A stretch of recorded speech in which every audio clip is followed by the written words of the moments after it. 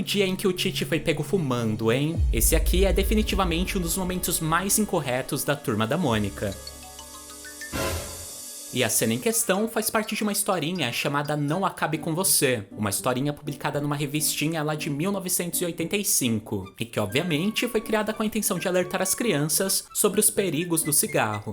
Só que eles fizeram isso de uma forma muito bizarra, porque eles decidiram colocar o Tite, uma criança de apenas 10 anos, fumando um cigarro. Fumando escondido no banheiro, porque ele havia visto seu pai fazendo o mesmo e queria imitá-lo.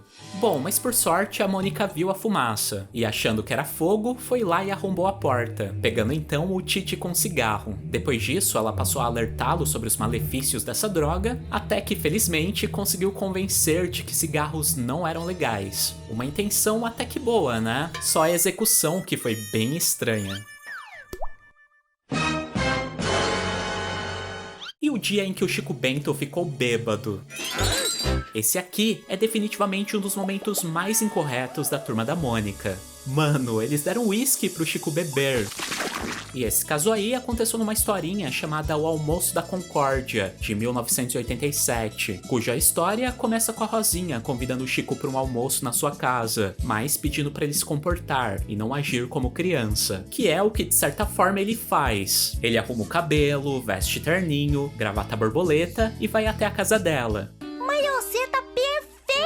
E quando seu pai o recebe e oferece algo pra beber, perguntando se ele queria tomar um copo de suco ou então de leite, o Chico, pra dar uma de adulto, responde então que quer uísque. E o pior é que o pai da Rosinha dá. O Chico toma, cospe fogo pela boca e depois fica bêbado, ao ponto de ver duas Rosinhas ao invés de uma. Não acredito! E enquanto isso, o adulto, que deveria ser responsável, bom, ele só fica rindo o tempo todo.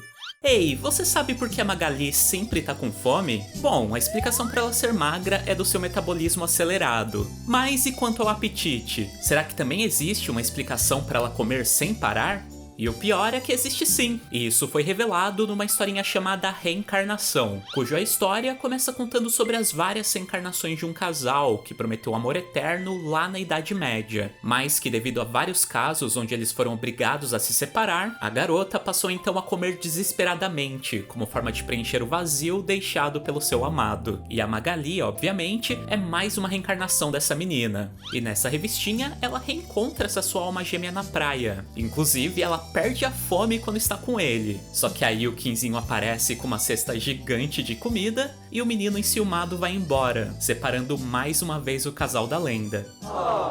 E é por isso que a Magali come, para preencher o vazio deixado pela sua alma gêmea. Mas quem sabe eles não se reencontram numa próxima reencarnação, né? Tá, mas você sabia que a Magali já comeu areia? Hoje eu vou mostrar pra vocês as coisas mais absurdas que essa personagem já comeu. Bom, na historinha chamada Comics Tá Uma Delícia, a Magali comeu uma coisa que eu sei, muita gente aqui já comeu, que foi ração de gato. O problema é que ela gostou tanto que não sobrou nada pro mingau. Já na história Comendo Escondido, ela devorou várias frutas de cera, daquelas que a nossa mãe utiliza para decorar a cozinha. E o pior é que ela só foi perceber que eram falsas depois de ser avisada pela Denise. Agora, na história Entrou Areia, ela se superou. Nela, a Magali fez várias esculturas de areia em formatos de comida. Só que ela estava com tanta fome que acabou ficando confusa e deu uma mordidona num bolo de areia. Já na historinha chamada Irresistível, aconteceu algo bem engraçado. Ela estava assistindo um programa de culinária e a comida era tão bonita que ela não resistiu e mordeu a TV. Mas crianças não a imitem, pois em todas essas histórias, a Magali terminou doente. E a Magali, que já comeu a sua própria revistinha? Bom, vocês sabem que essa personagem já engoliu ração de gato, areia da praia e até mesmo um aparelho de TV. Porém, teve uma certa vez que ela se superou, chegando ao cúmulo de quase comer uma página inteira da sua própria história em quadrinhos. E isso aconteceu numa historinha chamada O Controlador de Apetite, onde o médico receitou pra ela um medicamento pra controlar a fome. Só que por engano, ela acabou tomando um estimulante pra ficar ainda mais faminta. E se ela já era esfomeada antes, imagina depois do remédio, né? E ela devorou uma árvore com galhos e tudo, todos os produtos de um supermercado, um restaurante inteiro, incluindo as paredes, a grama e as plantações, e até começou a mastigar as páginas da sua própria revistinha, onde ela iria comer ler não apenas os quadrinhos, mas também todos os outros personagens. Mas, por sorte, a Mônica teve uma ideia. Ela avançou os ponteiros de um relógio, fazendo assim o tempo passar mais rápido, que foi o suficiente para o efeito do remédio passar. Esses dois são os piores personagens do Maurício de Souza. Bom, como vocês sabem, nos quadrinhos antigos da Turma da Mônica, haviam muitas coisas politicamente incorretas. Porém, ao meu ver, nada foi tão errado quanto esse casal, os personagens mais problemáticos da Turma da Mônica. E eu estou falando do Rubão e da Mariazinha, personagens criados lá nos anos 80 e que, além de aparecerem de vez em quando nas tirinhas da Tina, também tinham as suas próprias historinhas. Historinhas focadas no relacionamento extremamente tóxico desse casal. O Rubão era machista, ciumento e muito possessivo. Já a Mariazinha era totalmente submissa. Para você ter uma ideia, olha só essa historinha em que o Rubão obriga a Mariazinha a trocar de biquíni só porque achou o outro muito pequeno. E essa outra, onde ele chega todo ignorante, com ciúmes dela estar falando com o próprio pai. Mas o pior é saber que ele ainda a traía, como é mostrado nessa tirinha. Não é à toa que eles foram excluídos das revistinhas e hoje já não aparecem mais. Ei, você já viu como são as revistinhas da Turma da Mônica em outros países? E sabia que em alguns lugares o protagonista da história é o Cebolinha?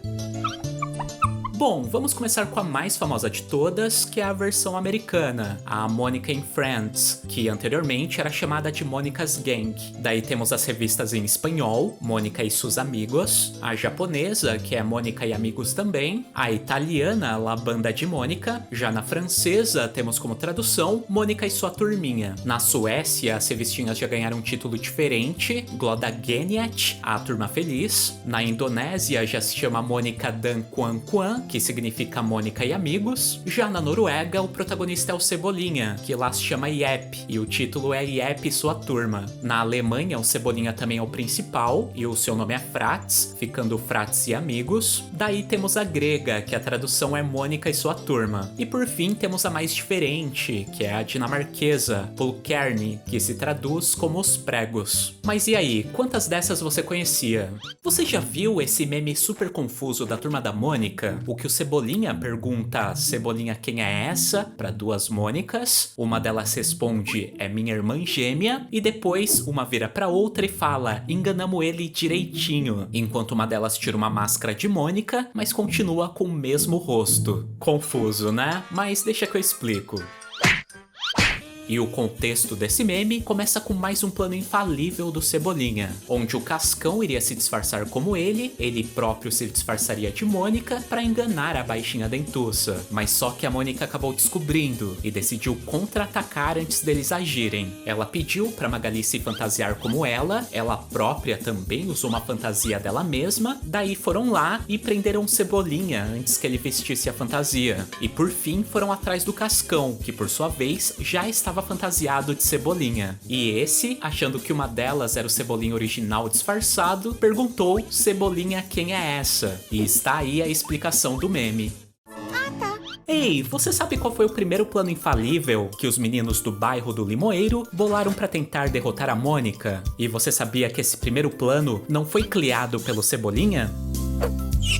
E a primeira vez que os meninos se juntaram para planejar algo contra a dona da rua, por incrível que pareça, foi na primeira historinha da primeira revistinha da Mônica lançada em 1970, onde o Zé Luiz é que foi o responsável pela criação do plano. Na história chamada Mônica é Daltônica, esse personagem pediu para os demais garotos do bairro mentirem as cores das suas roupas para Mônica, com a intenção de fazê-la acreditar que ela estava perdendo a visão, e por isso teria que ficar de descanso sem fazer nenhum tipo de esforço. Esforço, entenda, bater nos garotos. O que teria dado certo se o Cebolinha não tivesse estragado tudo. Ao tentar tirar vantagem da situação, ele acabou falando sem querer que a cor da sua camiseta era verde. Daí a Mônica obviamente percebeu a mentira e se vingou batendo em todo mundo. Ei, você já viu a versão chinesa do Cebolinha? O San Mao, o garotinho que, assim como a sua versão brasileira, só tem alguns fios de cabelo na cabeça? Olha só que história curiosa. Então, por volta dos anos 2000, o governo chinês, preocupado com as crianças com ascendência brasileira que estavam perdendo contato com a sua cultura, fez um acordo com Maurício de Souza para criar histórias em quadrinhos falando sobre o Brasil, para serem distribuídas nas escolas chinesas, que foi como surgiu uma série de revistinhas educativas com histórias do tipo Descobrimento do Brasil. Só que quando essas historinhas foram distribuídas entre as crianças de lá, o Cebolinha foi o personagem que mais chamou a atenção. Isso porque ele tinha pouquíssimos fios de cabelo na cabeça e era bem parecido com o personagem de quadrinhos mais popular desse país, o San Mao, o nome que traduzindo para o português ficaria 3 fios. E por causa dessa semelhança, o nosso Cebolinha foi apelidado pelas crianças chinesas como Wu Mao, que significa 5 fios.